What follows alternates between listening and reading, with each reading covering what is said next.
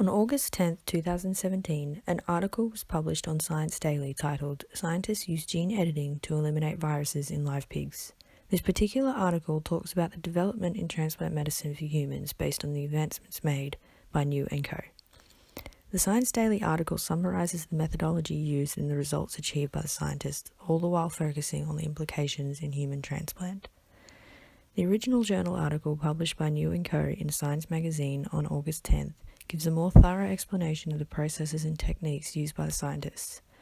The article explains that with the use of technology, including polymer chain reaction, CRISPR-Cas9, RNA and genome sequencing, karyotyping, and somatic cell nuclear transfer, scientists successfully identified, mapped, and eliminated porcine endogenous retroviruses from fibroblast cell lines before producing PERV-free embryos. Porcine endogenous retroviruses are an infection of germ cells leading to integration in the genome via a DNA copy. These can be released into the cell and become infectious. The diagram shows how the virus attaches to a receptor, inserting the RNA, which with the help of reverse transcriptase is reverse transcribed into DNA. This DNA is then integrated into the cellular DNA of the organism. The DNA is then transcribed and translated as normal, producing viral proteins which are then released into the cells of the organism. PERVs pose a challenge for xenotransplantation in humans, as pigs are a compatible donor for much-needed transplants. However, unfortunately, PERV-A and PERV-B are infectious to several species, including humans. This is why the use of gene technology to eliminate PERVs from potential donors is an important advancement. But how does this work? Briefly mentioned in the news article, the first successful inactivation of PERVs was completed in a study by Yang et al. The study implemented CRISPR-Cas9 gene editing technology to target and inactivate all copies of the PERV gene in porcine kidney epithelial cell lines. The functions of CRISPR were first discovered in bacterial DNA as a crucial component of their immunity response to eliminate invading viral genetic material. Since its discovery, it has been developed to be an efficient and reliable way to make precise, targeted changes to a living cell's genome. The process of CRISPR-Cas9 technology involves programming the CRISPR-associated protein, Cas9, with RNA sequences to target and cleave out the intended gene. Scientists can then design a gene sequence that replaces the cleaved gene and that accurately repairs the broken DNA sequence without mutations.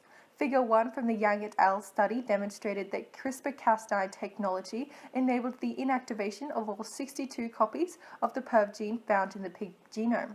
Featured primarily in the news article was the study by New et al., who aimed to follow on from PERV inactivation in cell lines to PERV inactivation in live animals.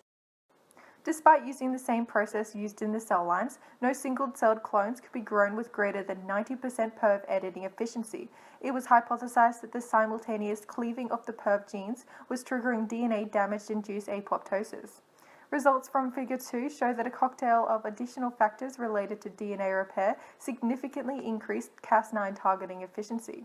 The study showed to produce the world's first PERV inactivated piglets with 100% PERV inactivation, as shown in Figure 3. The New et al. Study demonstrates that porcine to human xenotransplantation could be a possibility in the near future. Well, that's the impression given by the news article at least.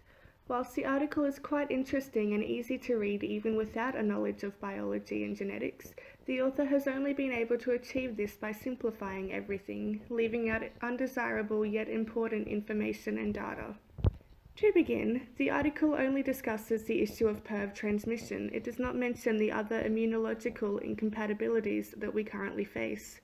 These other factors should have at least been noted because without them, it presents successful PERV inactivation as a full solution to the problem when, in reality, there are other factors that need to be addressed before xenotransplantation can be utilized. The article has also failed to comment on the chromosomal abnormalities that arose as a direct consequence of CRISPR-Cas9 activity in the 2017 New et al. Study. When testing for off-target effects, more than half of their sample size displayed chromosomal abnormalities in the form of translocations. These translocations could have no visible effect, or it could result in the addition or subtraction of genetic material in the offspring. This in turn can result in spontaneous abortions or a variety of physical and cognitive effects in the surviving offspring. This effect is demonstrated in the same study where only 15 of 37 PERV inactivated piglets produced have survived. It is now very clear that the news article has left out very important information in order to keep things simple and engaging. In contrast to the impression given by the news article, PERV inactivation using CRISPR-Cas9 technology is not a complete solution to the problem, and there is still a lot of work to be done before xenotransplantation can be utilized.